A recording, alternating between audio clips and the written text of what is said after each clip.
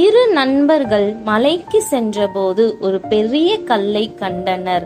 ஒருவனுக்கு அது மதிப்பற்ற வெறுமையான கல்லாக தெரிந்தது. சிற்பியான மற்றவனுக்கோ விலையேற பெற்ற அழகான கல்லாக தெரிந்தது. அதிக விலை கொடுத்து வாங்கி அதை செதுக்கினான்.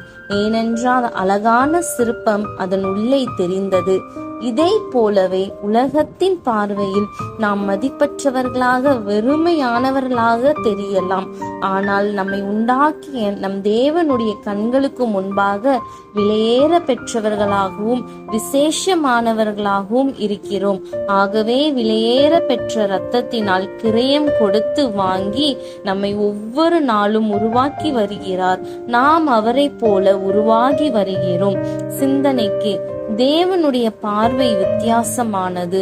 மனுஷன் பார்க்கிறபடி நான் பாரேன். கிரியத்திற்கு கொல்லப்பட்டீர்களே, உம்முடைய கரங்கள் என்னை உண்டாக்கி என்னை உருவாக்கிற்று. ஆமேன்.